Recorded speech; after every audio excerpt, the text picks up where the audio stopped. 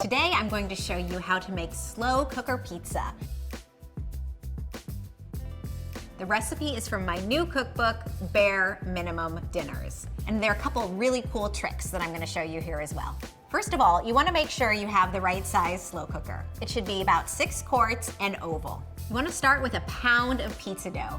It can be frozen and defrosted, refrigerated, or of course you can use homemade. So I'm going to take this dough and put it on a little parchment paper that's got a tiny bit of olive oil on it, and I'm going to spread it out so it's about the same size as the bottom of my slow cooker. And this is great, you do not have to roll it, you can just use your fingers and just stretch it out. And we're gonna do more stretching once it's in the slow cooker, so this is not an exact science. So then we can use the parchment paper as handles and transfer this into the slow cooker. So once it's here, I'm gonna do a little more stretching and then we'll top it. You'll see that this pizza dough, and pretty much every pizza dough, you'll stretch it out and then it will spring back. That's totally natural, just keep working on it and it will eventually stay. Unlike in regular pizza, we are going to start with the cheese and the other toppings first and then add the tomato sauce. So I've got about 2 cups of low moisture mozzarella here. You can just use the pre-shredded kind that you find at the grocery store. If you use fresh mozzarella, it's just gonna be too wet. And just spread it over the dough. And then you can add whatever toppings you want. I'm gonna use some bell peppers today and maybe some olives. But pepperoni would also be good, or some cooked and crumbled Italian sausage.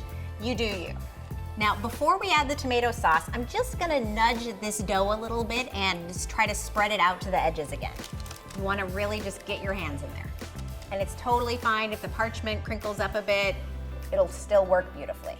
Now we will add the tomato sauce. And again, you can use jarred pizza sauce or jarred marinara, whatever you have on hand.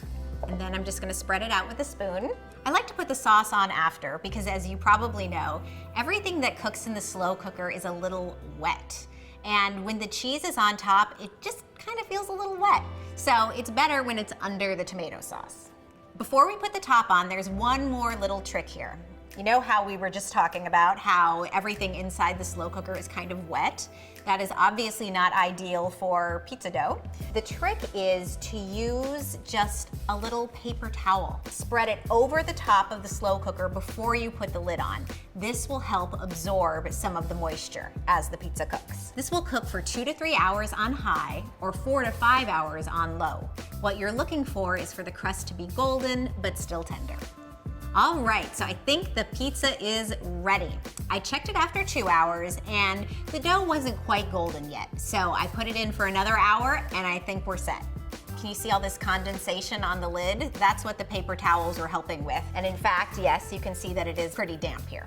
All right, oh my gosh, this looks so good. So I'm just gonna use the parchment paper that we put in here as handles because of course this is very hot, so be careful. You wanna just put it on a board and let it rest for 10 or 15 minutes and then we'll add a few more finishing touches to it. I let the pizza rest for 10 minutes after it came out of the slow cooker because, like a lasagna, those few minutes just help it settle and make it easier to cut. But before I do that, I'm gonna add just a few other toppings. Some freshly grated Parmesan cheese. This makes everything taste better. And then I like a little fresh basil also. This pizza is so good and it really takes so little effort, you may never order delivery again. That's it, it's ready to go.